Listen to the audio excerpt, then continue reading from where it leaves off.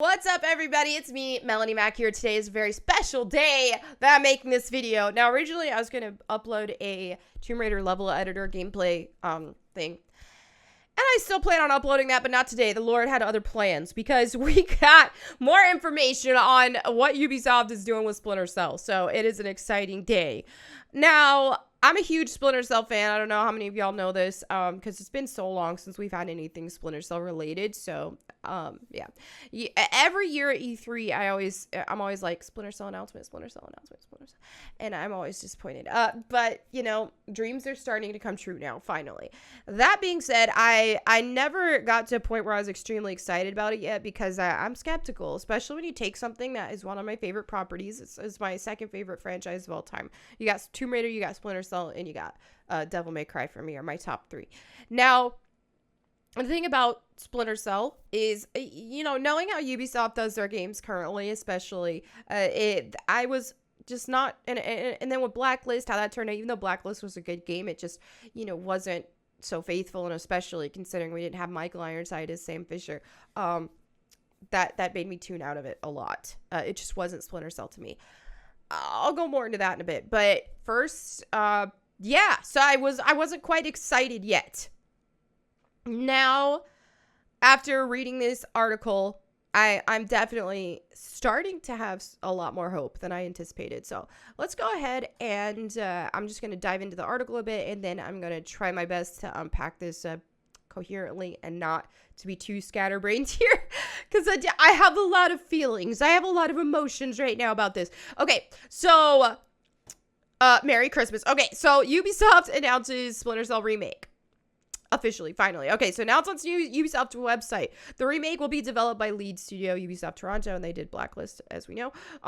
Built from the ground up using Snowdrop Engine, which is a tech being used for the Division games, the upcoming Avatar Frontiers, blah, blah, blah, blah. All right, so here's where we're getting into the meat of it, okay? So Matt West said, I think it kind of has to be a remake as opposed to a remaster. Although we're still in the very early stages of development, what we're trying to do is make sure the spirit of the early games remain intact in all of the ways that gave early Splinter Cell its identity. Okay, now a couple keywords here. Early games. Okay. It says it's a okay, so they're not going to do a remaster for whatever reason. Technical reasons possibly, but possibly more. I'm kind of digging more into this as this seems like some coded speak to me, okay? There's a lot to unpack here, but the fact that, okay, so it's not a remaster, so it's not going to be a direct one-to-one, you know, just change textures, graphics improvements, all that kind of stuff, and leave it. You know, I would love a remaster personally, and usually when it comes to games that I adore, I would prefer a remaster over a remake. There are, you know, some that are done really well, like, for example, Resident Evil 2 Remake especially. But a lot of times if I were to be given a choice, and I know when I think about Tomb Raider, for example, I'd much rather have a remaster than a remake because we've already seen Tomb Raider 1 remade with Anniversary, and it was a watered down version in most ways. In some ways they've improved on some things, but as a whole it's a more watered down, more accessible version of Tomb Raider 1. It did not properly capture the spirit of Tomb Raider, and it also was a lot more of a streamlined, more accessible version of Tomb Raider. And yeah, that's why I don't go back and replay Tomb Raider Anniversary hardly ever. I will for the Manor, because the Croft Manor was definitely improved. But other than that, it's just inferior to me. Tomb Raider 1 is so much better, so why would I play Tomb Raider Anniversary, replay that when I can keep replaying Tomb Raider 1? That's my thought on it. So yeah, there's a little bit of worry that goes into it. However, with them saying they would, so they want to do a remake as opposed to a remaster, so it's not going to be a one for one. And the fact that they mention the spirit of the early games, that makes me think the spirit of the original trilogy, right? And the way that gave Splinter Cell its identity. Okay, early Splinter Cell. Okay, so I feel like they definitely want to do this as almost a merger. Instead of just directly remaking, they kind of want to, I don't know if that means they're going to mostly stick with the first game and add elements of the other two, or if they're going to somehow take the stories from the first three, add in their own creativity to it, and do their own thing. from there, that remains faithful but is still new. I'm not totally sure about that. I definitely have the impression that this isn't going to be a one-for-one remake. And we'll see how that plays out. But the fact that they do want to keep the spirit of it is what's important here. All right, and so here's most of our concerns, I think, was like level design and stuff. And of course, Michael Ironside, but I'll get into that later. And with Ubisoft, we think, oh, they're going to make it, you know, like what they've done with Ghost Recon and stuff like that. Very open world, very this, that, and the other. Same kind of formula that they've been using on like Far Cry, Ghost Recon, etc., etc. That's been a fear, but it looks like we could... Excuse me, I've got the burps. Okay, that looks like we can lay that to rest, though, because Chris Audie, he's the creative director, he said it's safe to say a lot of us on the team are stealth purists, and we're behind that level of seriousness when it comes to those kind of mechanics and those sort of things that we want to see in this game. And we're very, very aware of what makes classic Splinter Cell what it is. Now, this makes me happy. They're very aware what makes classic Splinter Cell, I think classic Splinter Cell, its first 3 games, what it is, all right? This is exciting to see a creative director say something like that, because as a jaded Tomb Raider fan, okay, and I'm going to use Tomb Raider a lot on this as an example. I'm sorry, I ain't trying to knock anything, but I have issues, okay? As a classic fan of a franchise, of an ongoing franchise that's been going on for a long time, this stuff's important to us. You know, and a lot of times I feel like with Tomb Raider, for example, the classic fans have been mostly forgotten. Now, there are some exceptions, and you got merch and stuff like that comes up, but when it comes to the actual games and what is going into the actual games, apart from the Tomb Raider Reloaded mobile game that we've seen now and again, that's a spinoff. But in mainline games, the classic fans are not really at the forefront of the developers' minds. They have not been thus far. Tomb Raider is a completely different entity now than what it was in the classic days. Pretty much the only thing it shares in common are a lot of the names, like Tomb Raider, the name, and Lara Croft having the same name. But is she the same character? No. Is the gameplay the same? No. Is the fundamentals, is the background of Lara Croft, is the very fundamentals and the basic bread and butter of Tomb Raider present in current Tomb Raider? No, it's not. Okay, so I don't want to see that kind of crap happen to Splinter Cell. Don't want to see it. I'm already jaded with Tomb Raider. So the fact that they're making it known, hey, dude, we know, we are very versed on this, and we know. Okay, I see you. Chris. I like to see that. And then he goes on to say, it's important for us to preserve the sense of mastery by supporting players who observe the situations, make their plan, use their gadgets, and outsmart the enemy creatively to deal with the challenges they are presented with. Ideally, they end up coming out on the other side with no one having realized you were even there. That's the essence of Splinter Cell. I'd really like to see this, because this is what he just said here is the very essence of classic Splinter Cell and what you really do in these games. Okay, I like that it's linear. Here's the thing, though.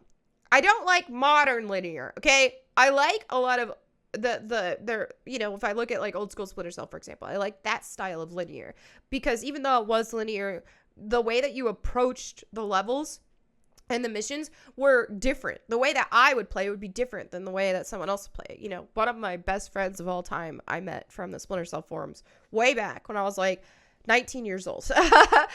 And just the way that we'd nerd out about it. And the way that he would play would be different than the way I would play even.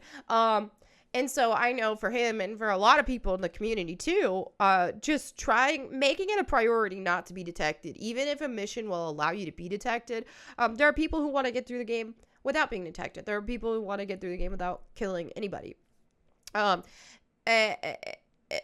Depending on the mission, of course. The missions vary, different objectives, stuff like that. But you know what I mean.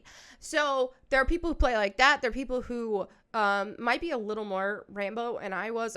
Granted, you can't go in super run and gun in Rambo, but you can be a little more sloppy, I guess. I was never one of those like super polished Splinter Cell players that was like, oh, I got through here flawlessly, I didn't get detected, this, that, and the other. Usually, my methods were a little more messy. But yeah, this is the thing is what makes classic Splinter Cell. So when I think of classic Splinter Cell, I think of getting my mission objective, I think of being dropped in a location, and I think of scoping it out, assessing what's going on, trial and error, and figuring out accordingly how I'm going to approach it based on what gadgets I'm going to use, what path I'm going to take. Am I going to climb up on that pole, for example, and sneak up overhead? And am I going to knock out this enemy and then turn around here and sneak away and tap on the wall and get him patrolling that way. So things like that. There's it's like math almost. You're figuring out like a mathematical equation almost when you're approaching these levels, and I like that. So this kind of linear I'm about, and I think that is absolutely essential. It's necessary. Open world Splinter Cell, no thanks. Now, modern day linear, I don't like so much. So I don't want to see it be overly cinematic. I don't want to see slow walking movement, but parts where you just got to listen while Sam's slow walking, and you got to, listen to Sam talk to Grim or something. I don't want that. All right.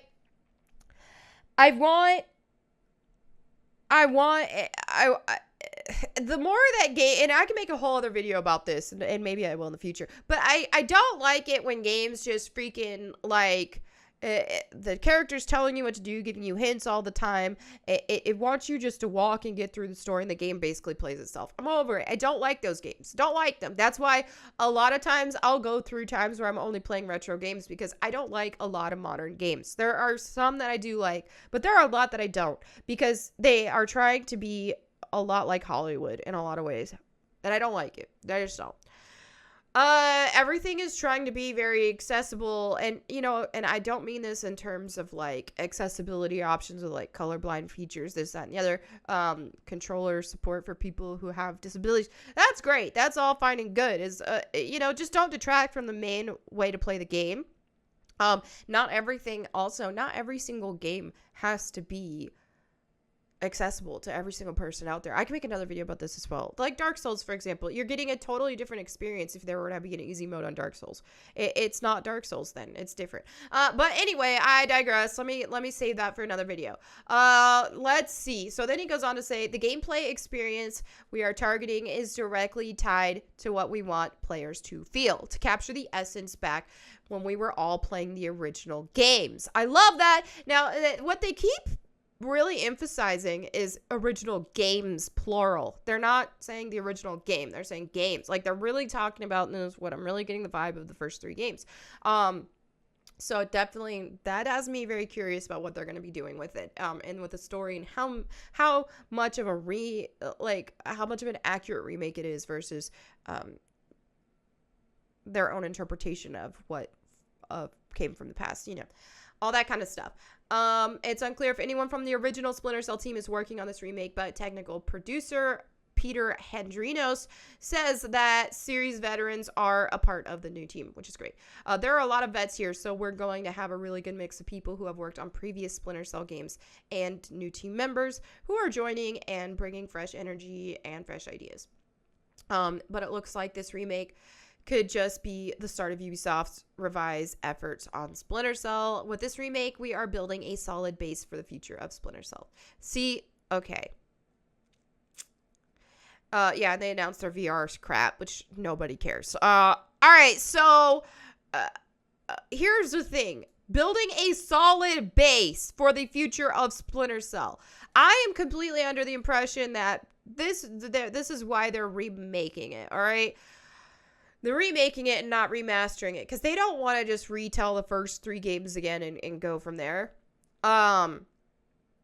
They want to do something new, is what it sounds like. It sounds like they want to take, they want to take elements from the original, the classics of Splinter Cell, and they want to implement those and all that kind of stuff. But they are setting the series up for a new direction, which I'm fine with, because here's why: is I feel like ever since Double Agent onward, Splinter Cell has not been the same, and it's not that Double Agent was wasn't my favorite, but I still, you know, had some enjoyment with it. And Conviction, honestly, I loved Conviction, which is funny because it's not really, a lot of the classic fans hated Conviction, but I personally loved it. That said, I didn't quite count it as a true Splinter Cell experience. It felt a lot different, given the narrative changes and stuff like that, and even a lot to do with the gameplay and all that. There's just a lot that made it different, and I like to see Sam Fisher as like this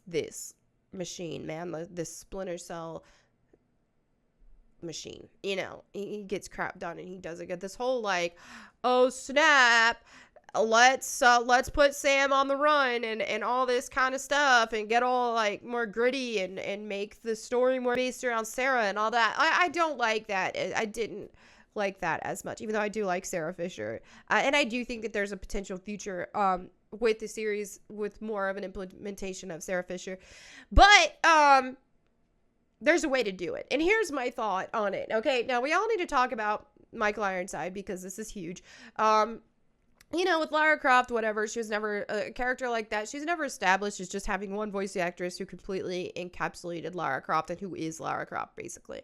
You know, just from out the gate, Lara had a different voice actress from 1 and 2, you know. So you don't have to. Now, we all have our preferences and all that kind of stuff. But, you know, the thing is Lara has changed so much in more ways than one. But when it comes to Sam Fisher, you can't have Sam Fisher without Michael Ironside. You just can't. It's not Sam Fisher otherwise. And so that was, you know, my biggest issue with Blacklist. And I just couldn't. It wasn't Splinter Cell to me. Because you just can't have Sam Fisher without Michael Ironside, period. And so Michael Ironside absolutely must come back. Sam, you know, make him older, mature, all that kind of stuff. There are these important principles that must be put in place, right? And of course, I want to see Grimm. I want to see Lambert, all that. But when it comes to Sam Fisher, yeah, we definitely need Michael Ironside. And I will not be too excited until I make sure that he's coming back. Now, here's the thing, though, is obviously Michael Ironside, you know, most likely is not going to be able to participate in this forever. There will be time where they will have to figure that out. And this is where I think Sarah Fisher can come into play here. You know, go ahead and establish and set up. We still got time. We still got a lot more time left with Michael Ironside. No need to panic. He's not 90 years old. So there's still plenty more Michael Ironside left, room for that if that's something he wants to do, of course. I think that we definitely need him back for a while, and we need him to have a lot of input, because that's the thing is Michael Ironside had so much input on Sam Fisher as a character in general in the past. He really understands the character, and he is the character. That's just how it is. Now, I do think that in the future, you could have Sarah Fisher become a Splinter Cell and all that. You can just skip the events of, I think ideally in this situation is you take the first 3 games, take elements of them and things that you like about them, use those for establishing. And then from there onward, stay faithful to the first 3 games, even with the new stories and all that kind of stuff. Let's just pretend like Double Agent Onward never even happened. That's what I would do personally. That's what I'd like to see. But yeah, we'll see. We'll see how that goes. But anyway, I'm going to go on a tangent about the future of the franchise now, and this video is going to be entirely too long. But anyway, yeah, basically what I'm saying is I'm excited now. I'm officially excited. And I'm hopeful for the future. We'll see. It's still very early. We still have a long way to go. Who knows? Maybe it'll be like 2025 or something like that before we actually see the next game. It's in very early development, but it's about freaking time, Ubisoft. It's about time. Thank you. So that's that. Hope you enjoyed this video. Let me know what you think in the comments below and what you would like to see next, and I'll catch you later. Peace.